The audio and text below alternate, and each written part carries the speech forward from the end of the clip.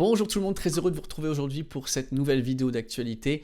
Je voulais, avant de commencer, vous remercier pour l'accueil chaleureux que vous avez accordé à ma dernière vidéo où je revenais un petit peu sur YouTube après un mois d'absence et où je vous disais mon objectif qui est de passer quasiment à 100% sur YouTube, quasiment à temps plein.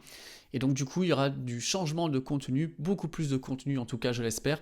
On va se focaliser sur 3 axes principaux. Les vidéos d'actualité comme celle d'aujourd'hui, ça a pour but de pouvoir échanger ensemble, de partager nos avis, de théoriser sur des sujets. Je trouve ça super intéressant. On va continuer aussi à faire des tests autour des produits dédiés à la transition énergétique. Et ce sera également le retour des tests de voitures électriques avec notre protocole de test de 3 vidéos sur le bord de mer, à la montagne, ainsi que sur l'autoroute avec la recharge rapide. Donc voilà, il y a beaucoup de choses qui vont arriver et si ces thèmes vous intéressent, eh bien n'hésitez pas à vous abonner à la chaîne si ce n'est pas déjà fait, à faire retentir la cloche pour ne pas manquer les vidéos. Si vous voulez soutenir la chaîne et ce format précis de vidéo, n'hésitez pas aussi à lâcher un grand pouce en l'air. Allez, on va viser les 1000 likes pour ces vidéos d'actualité. Vous l'avez fait la dernière fois. Je sais que vous en êtes capables, les amis. Alors, le programme que je vous ai dit là, il va se mettre en place petit à petit, mais normalement, ça sera quand même notre objectif. Alors parlons maintenant du cœur de cette vidéo. Qu'est-ce qui va se passer cette nuit à 4h du matin, heure française, 19h, heure locale, en Californie, puisque l'événement va se tenir dans les studios de la Warner Bros. Ça a son importance. Qu'est-ce qui va se passer?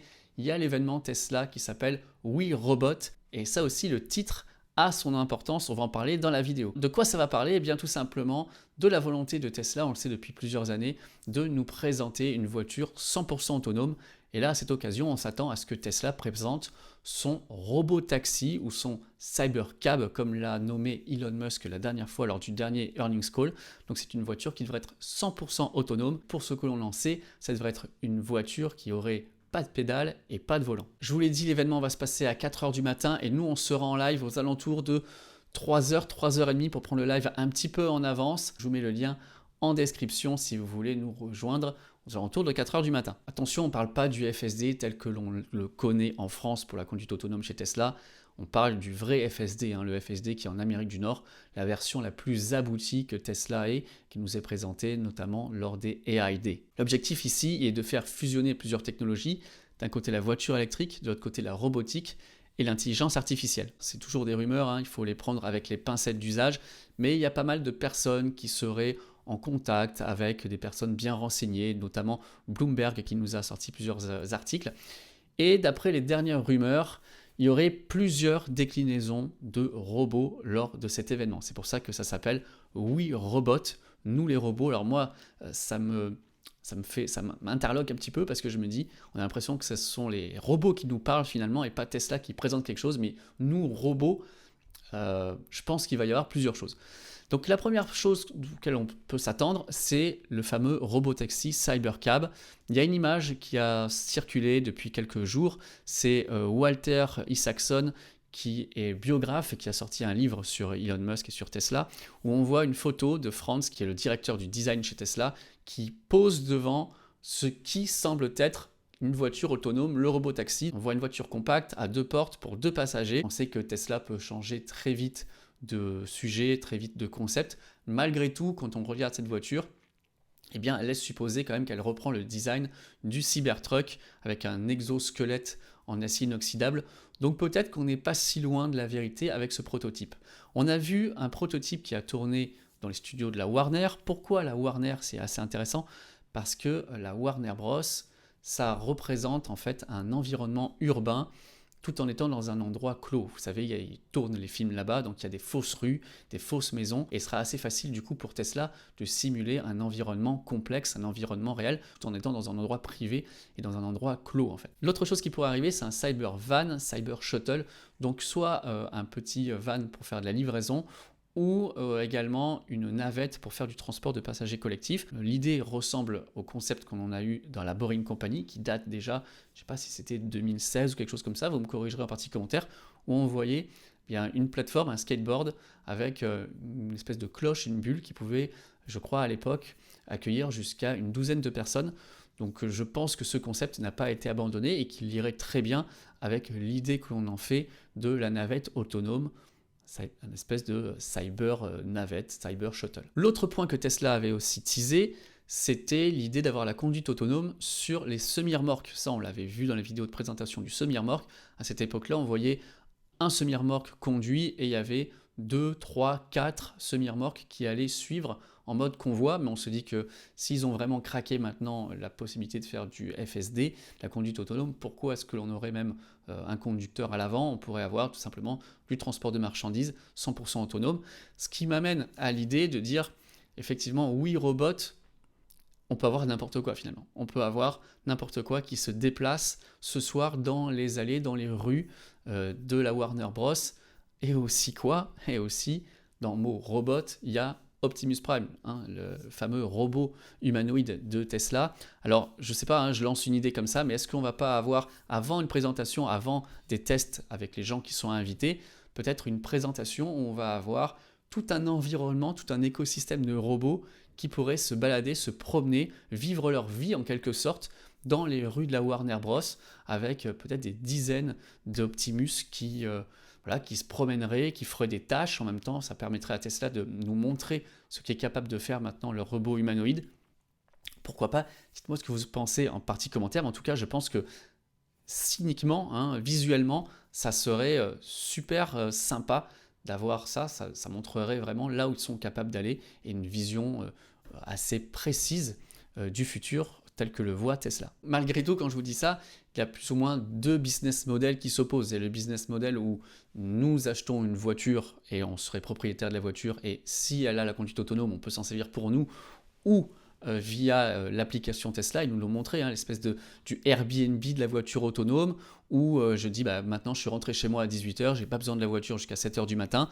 Eh bien très bien, je passe la voiture en mode auto-partage et maintenant elle va aller faire du robot taxi, revenir le lendemain chargé au pourcentage auquel j'en ai besoin pour pouvoir m'amener au travail ou pour que je puisse la conduire moi-même. Donc ça c'est la première chose, donc c'est avec la flotte existante. Et de l'autre côté, on sait que Tesla a envie d'avoir sa propre flotte de robots taxis. Donc jusqu'à quel point est-ce qu'ils vont réussir à jongler avec ça? Est-ce qu'ils vont nous annoncer tout de suite une mise à jour? Une autre chose qui devrait être présentée ce soir en complément de la présentation du robot taxi, c'est comment on recharge la voiture. Et ça, Tesla nous avait teasé il y a un petit moment de ça lors du Battery Day. On avait vu un dock de recharge sans fil. Apparemment, ils travaillent là-dessus et je trouve que l'idée est vraiment pas bête pour pouvoir recharger en recharge rapide bien les voitures qui seraient autonomes sans avoir à utiliser un bras robotique ou quelqu'un qui doive physiquement brancher les voitures au superchargeur. Enfin, un dernier point officiel, celui-là qui nous laisse supposer quand même qu'il y aurait éventuellement une présentation du nouveau véhicule chez Tesla, eh bien c'est la présence de Tesla au Salon mondial de l'automobile de Paris.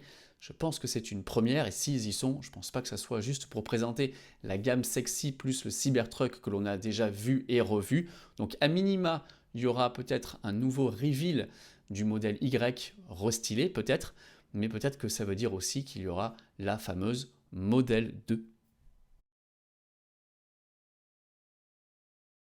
Elon a tweeté sur sa page, il a qualifié l'événement de, je cite, Product Launch Event. Et on sait qu'à chaque fois qu'il y a un Product Launch Event, donc un événement de lancement de produit, eh ben, dans la foulée, il y a un site internet qui se met en place avec des précommandes.